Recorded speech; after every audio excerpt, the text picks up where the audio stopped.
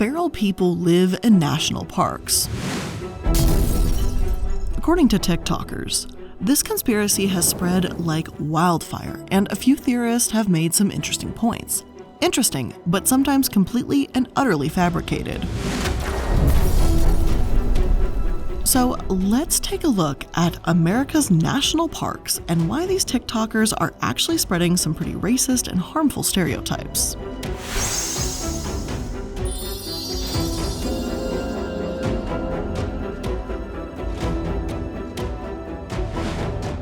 So hello everyone and welcome to Prism of the Past. I'm the Illuminati, and today we're going to address a bit of misinformation that I've seen spreading around TikTok lately, and that's the whole national parks conspiracy trend. I've seen TikTokers saying that everything from feral people, paranormal creatures, and monsters from Native American folklore all inhabit the parks. Some TikTokers like Aiden Mattis even claim that Teddy Roosevelt knew about Bigfoot and the Wendigo and established so many public lands and advocated for conservatism so badly so that he could have special forces corral the creatures. I'm sure y'all have seen at least one video about the alleged feral cannibal people who live in the mountains of Tennessee. At first, the stories kind of made me roll my eyes a little bit. Then I saw them continue to appear over and over and over again, and quite frankly, I'm a little bit irritated at the people spreading so much misinformation. So I'm not suggesting that any of you send any of these TikTokers any hate, just please don't. This information that they're spreading is just not only blatantly untrue, but it has dangerous racist roots that I highly doubt some of these TikTokers are even aware of. So today we're going to get into why that is, where these conspiracies and theories even come from, and why we probably shouldn't be perpetuating them. We'll start with the reason why these conspiracies spread. The missing people. And before I get into that, I have to put a bit of a trigger warning on this episode because, as stated, we will be mentioning racism and missing people, so if either of those things are going to upset you, this is not the episode for you. For those of you still here, let's get into it. So, the first question is, do people go missing in the national parks? Absolutely. Some of the numbers I've seen TikTokers throw around is about 1,600 people go missing every single year. Before we look at the reasons these TikTokers give, let's get into some of the facts. One of my sources claimed that since the National Park Service was set up in 1916, over 1,000 people have vanished, a far cry from 1,000 people every year. The National Park Service does have a roster of cold cases dating back to the 50s that are under investigation, and while there are dozens of people on it, there are by no means thousands. Now, there have been thousands of search and rescue missions, 3,453 to be exact, and 182 deaths. But over 2,000 of these people are found not ill or injured. About 1,500 are found ill or injured, but they've been rescued and wouldn't be classified as missing. So yes, hundreds of people do go missing in national parks, but the information being spread is misleading. The other aspect people may have latched onto is the fact that yes, more people are going missing in national parks. Yet the simple explanation for this is that more people have been desperate to go outside since the pandemic has slowed and restrictions are starting to lift, leading the national parks to have more visitors, and at times, these visitors don't have a lot of hiking experience. According to one source, Jenny, a representative of the National Park Services, confirms as much, telling me that though they don't have a final count on the number of visitors until the end of the year, she suspects that it's higher than in years past due to the nature of the pandemic. I don't have numbers to provide, but what we tend to see historically is when you see years with more people visiting parks or doing activities that maybe they haven't done before, we tend to see more incidents that prompt some kind of search and rescue, she says. And that might range from someone who has never traversed a snowfield to someone who goes into the backcountry of a park on a camping trip for a day or multiple nights and might get lost. Weather in parks can change quickly. This isn't me trying to discourage anyone from going outside, simply to do your research. Just because a national park is designated as such or the land is protected doesn't mean it isn't the wild. The extreme heats and heights of the Grand Canyon has led to dozens of deaths, and motor vehicle crashes are the leading cause of death in the Great Smoky Mountains. Falls are the leading cause overall throughout the parks, and they are, again, dangerous. Staying hydrated, not standing at the edge of a cliff or canyon to take selfies, sticking to trails, all of that might seem like basic common sense, but it is an unfortunate reality that people have died this way. My source continues. But COVID isn't the only explanation for why so many people have gone missing on public lands in recent years. The widespread availability of navigational apps for smartphones, which gives people a false sense of confidence when venturing outdoors, especially in more remote areas, has helped percolate this particularly eerie moment in missing people. In simpler terms, having a phone or a GPS navigator is an effective tool, but it also provides outdoor enthusiasts with a false sense of confidence. The example that I often use is, if you drive up to the mountain in the wintertime to go skiing, all the car accidents you see are generally four-wheel drive, says Rollins. Why? Because people with two-wheel drive tend to drive really slow.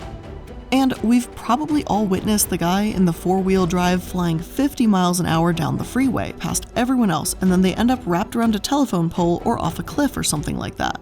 Again, I'm really not trying to scare people from visiting these parks, just to illustrate that they can be dangerous. If you're gonna go hiking, start small, be prepared, and go with people that are experienced. Yes, people do vanish, but this is still the wilderness. It's hardly any wonder why this happens.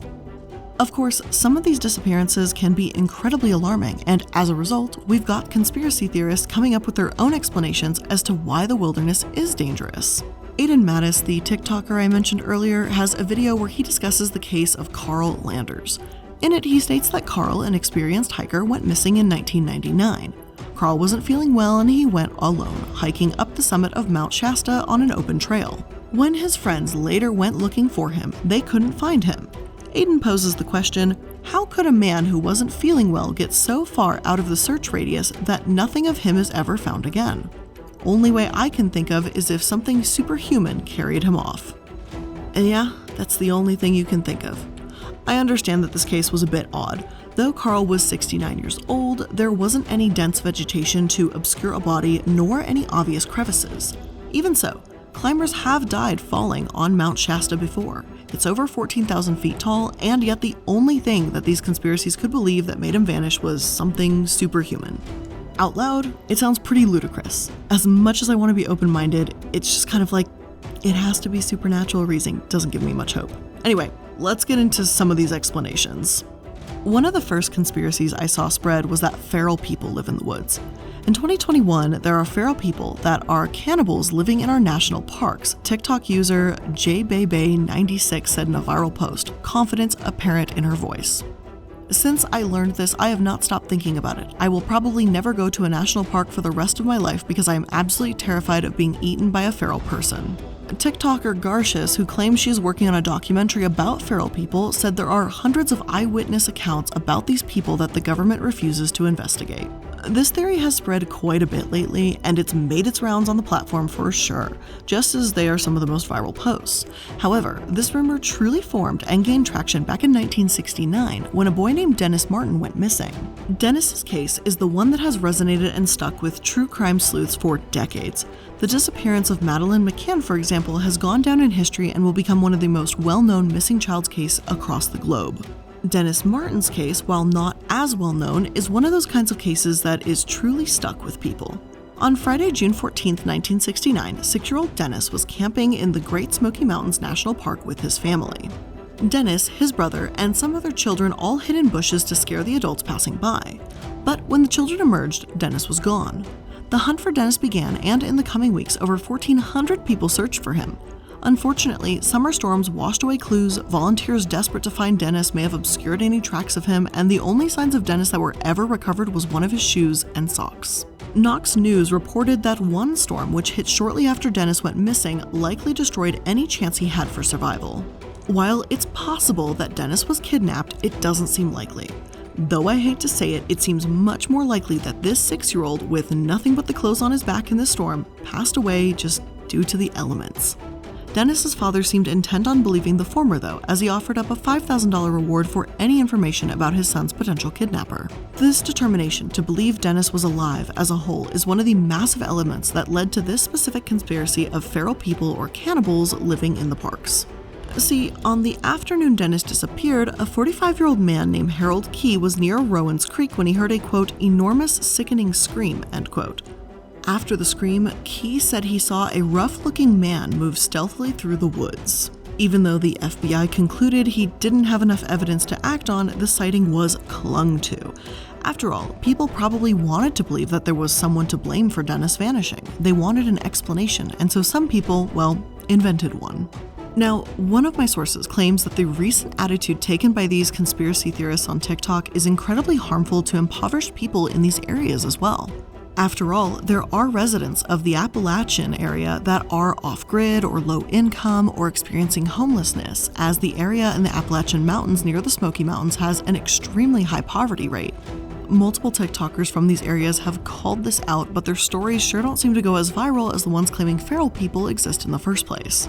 One Appalachian user, Rock Bottom Wren, says that people in her area will probably be the last people to ever become cannibals because they're so resourceful. Honestly, people from Appalachia are the last fucking people that are gonna become cannibals. Cannibalism is what you do when you've got no other options. Her family recipes include turtle soup, squirrel stew, and they've even made flour out of pine needles. This whole feral cannibal people legend is not only racist, but classist too. Another source, called Pathloom, writes, other natives of the Appalachian Mountains area have also come forward to speak out about this, claiming that much of these stories come from folklore and myths that have been around for years. Many note that conspiracy theories like these uphold harmful stereotypes about Appalachian people and circulate unnecessary fear-mongering about the often misunderstood population. It is likely, those native to the area note, that much of the hysteria around killer cannibals comes from long retold pieces of folklore that are now reaching the mainstream. At the end of the day, I know people want an explanation for Dennis's disappearance. I genuinely understand why people are seeking answers. But would logic and basic common sense lead you to believe that this child died in a storm in a national park that was full of predatory animals rather than taken by a feral person? Until there's actually evidence for the latter, I'm gonna believe the more rational explanation here. Another one of these legends that is supposedly stealing people from national parks are skinwalkers.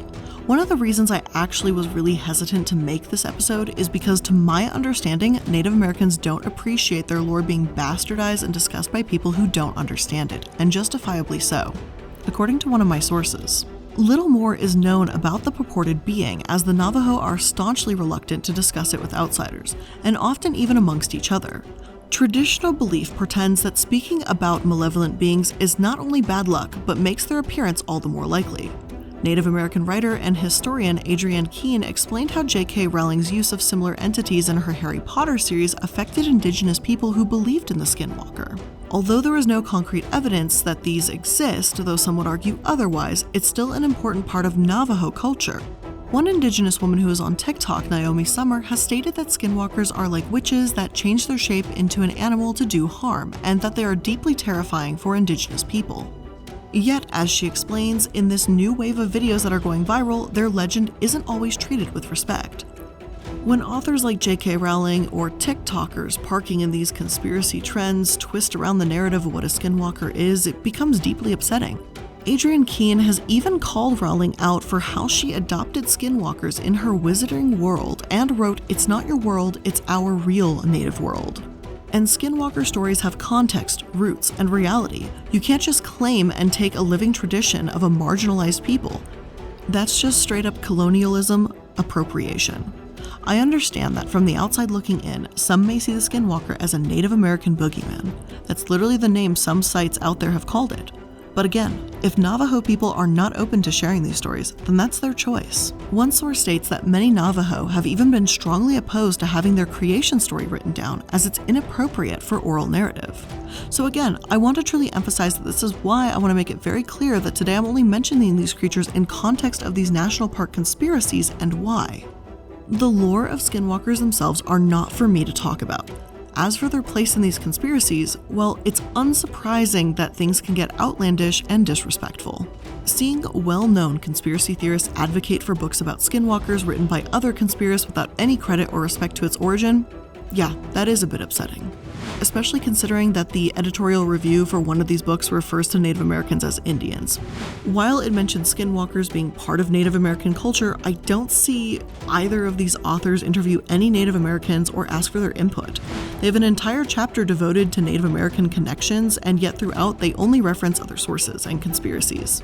So again, if you want to believe in skinwalkers and discuss it, please at the very least, be respectful. Now, before we continue on to discuss Teddy Roosevelt and the whole thing that he set up the national parks as a big conspiracy thing to hunt these creatures down, let's go ahead and take a moment to thank today's sponsors. Today's episode is sponsored by me. Well, More specifically, it's sponsored by my merch shop. Multilevelmerch.shop is a place to find everything you need to support the show. We've got hoodies, sweatshirts, which are my personal favorite, mugs, and even phone cases in so many amazing designs. Maybe you want your own Yikes on Trikes designs, or perhaps you'd like to join the Carb Crusaders. Either way, make sure you stay a good noodle, and there are designs for that too. And we do ship internationally, so make sure you check it out. Again, that's multilevelmerch.shop. Another claim I've seen brought up is that Bigfoot exists and Teddy Roosevelt wrote about him in the Bauman incident. And this is the big evidence, or the big gotcha moment I mentioned earlier about conspiracy theorists claiming that Roosevelt believed that, to conserve the national parks to corral Bigfoot. Taking a look at Teddy Roosevelt's experience, though, it's not the definitive proof that Bigfoot exists that some people have made it out to be. First and foremost, Theodore Roosevelt never claimed to have seen Bigfoot. He met a mountain hunter named Bauman who was convinced he saw an unidentified beast that many people now equate to Bigfoot. According to Bauman, his friend saw a bear walking on two legs. That's it. And one day, during Bauman and his friend's camping trip, their lean-to was destroyed and footprints trailed away from it, showing that whatever the creature was, it escaped on two legs. Just because President Theodore Roosevelt retold a story does not mean that Bigfoot exists.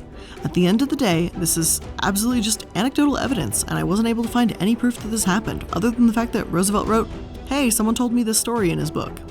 Sure, it's an incredible story, absolutely, but it's not even a first-hand account. Not to mention, Roosevelt adored the wilderness even before he heard the story, so it's not hard to believe that his views on conservation developed long after he heard this tale.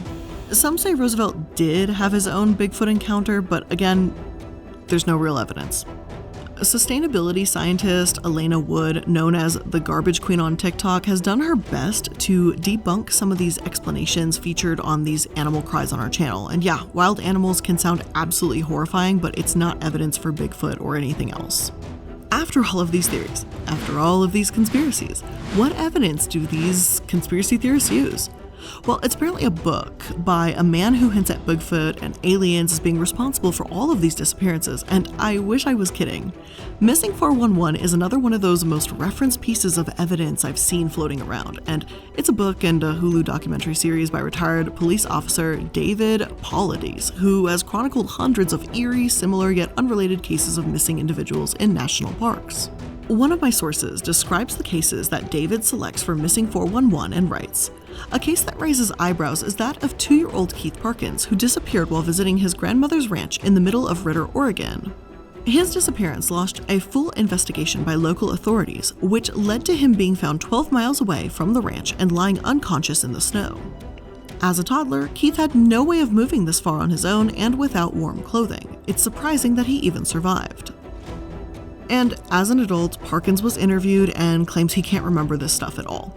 So yeah, the story is unusual, it's absolutely surreal, but are we really to say it's more likely he was dragged off by a supernatural being than a wild animal?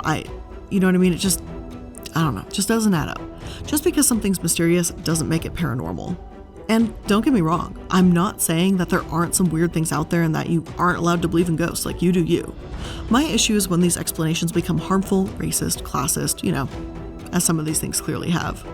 Martin Resney, a writer for Medium, took a crack at explaining the missing 411 people that David has documented and admits that David, and I'd argue conspiracy theorists like him, will omit facts that point towards mundane circumstances. And while it does make for fabulous storytelling, it's misleading. Martin makes a case for David's research and points to some of the odd factors throughout these missing 411 cases. Yet, as odd as they are, there's a vast number of explanations out there. Data scientist Kyle Polish stated that in 2017 that Dave says there are clusters of missing persons cases around the country. That caught my attention. There are clusters of missing persons cases all across the country, and some of them are centered around national parks. Now, clustering caught my attention. His definition in one of these books is that there are a series of missing people outside our national parks. The events were very unusual, and the Park Service were doing everything possible to keep a lid on the publicity. There is a series of missing people. Oh, sorry. Let me read it more like Robert Stack from Unsolved Mysteries. There is a series of missing people inside our national parks. The events were very unusual, and the Park Service were doing everything possible to keep a lid on the publicity. Yet, as Kyle explains, it's not all that impossible for a child to travel miles, nor is it strange that someone disappears in the wilderness. It's difficult to disappear from Times Square, he says. While you may be abducted from a busy area, to simply vanish from one is far more unlikely. Coincidence does not equal causation or correlation here. Of course, some of these cases are going to be related if these missing people are all hikers that found themselves in a dangerous situation. That doesn't mean that all these hikers encountered a beast or a supernatural creature. I highly recommend you check out Kyle Polish's talk on the missing 411 cases.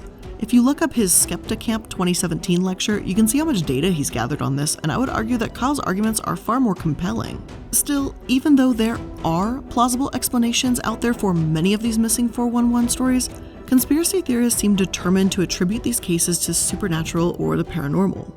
And it's gotten to the point where David simply isn't a bit misguided, but he's deliberately fabricating evidence. There's literally no other way to say this, but he's devoted his life to proving the existence of Bigfoot, and the proof that he has is, well, it's lackluster to say the very least. For example, David claims to have organized this so-called proof with a woman named Dr. Melba Ketchum. In his blog, David explains that he trusted her with the physical evidence of the NABS, or the National America Bigfoot Search, acquired. David goes on about how well-versed she is with her cause and how much more knowledge about Bigfoot and that she has and all this scientific professional shenanigans in the world. Apparently, in a hair sample turned in by the NABS, she was intrigued and found unusual results. On the other hand, according to a 2013 article featured in The Scientist, when a Texas-based forensic services company last year declared it had sequenced the genome of the elusive Sasquatch, scientists demanded data. This week, the team behind the scenes published a paper in a journal that they appear to have set up themselves, and the results are far from convincing. The paper, which appeared in the newly created De Novo Journal of Science, describes how Melba Ketchum and colleagues at DNA Diagnostics Incorporated subjected more than 100 samples sent in from various sites around North America to mitochondrial DNA analysis. The authors wrote, DNA analysis showed two distinctly different types of results. The mitochondrial DNA was unambiguously human, while the nuclear DNA was shown to harbor novel structure and sequence.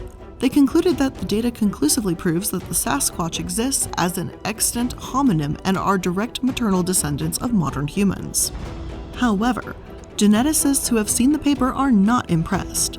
To state the obvious, no data or analyses are presented that in any way support the claim that their samples come from a new primate or human-primate hybrid.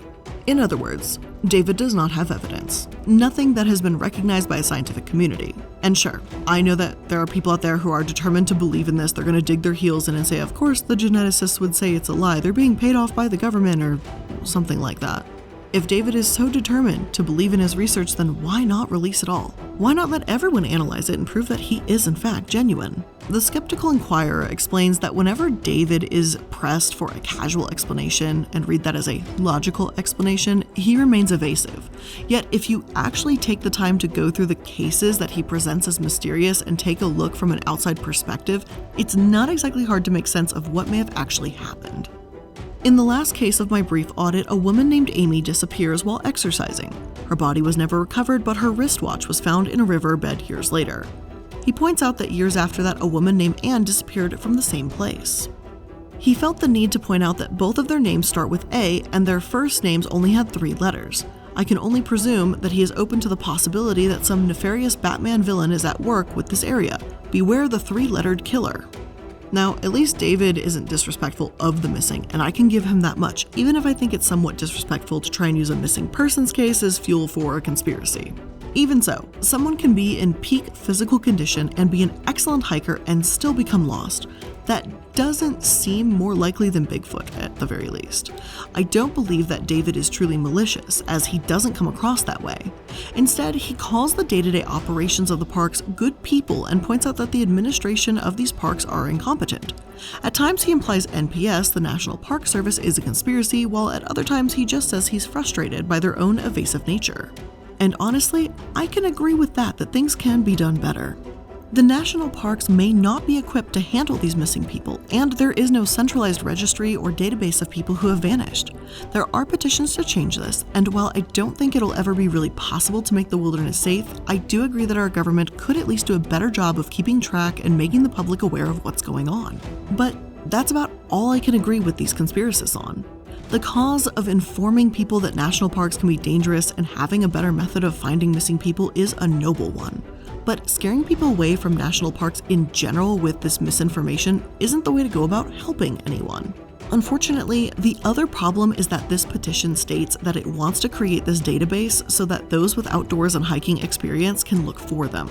And this sounds like a fantastic way to create more missing people by encouraging others to go off trail and search potentially dangerous locations. While I agree that a database may have some use and we should be aware how to act in these parks, there's very little common ground I have with them, especially those that perpetuate harmful stereotypes. And so with that being said, that's where I'm going to conclude today's episode. As much as I enjoy a good ghost story or some old spooky stories, I think the way that many of these TikTok conspiracies has spread this information has kind of become harmful. When you watch one of these videos, you'll have more similar content recommended to you. As one source puts it, it can be especially toxic. On social media, repetition substitutes for validation, said Russell Murid, a professor of democracy and politics at Dartmouth College and Rosenblum's co-author. Repetition is what breathes air into conspiracy theories, and social media is all about repetition. But repeating something that's false does not make it more true. Teenagers are just as vulnerable to this as grown-ups. So please, be skeptical, do some research, and question even those that claim to be experts. I obviously don't have all the answers, not by a long shot. But after seeing some of the damage that these conspiracies do and the evidence presented, it worries me how many people actually believe this stuff. So thank you for joining me for another episode. I appreciate you giving me a couple minutes of your time today. Thanks for hanging out, and I'll see you in the next one. Bye.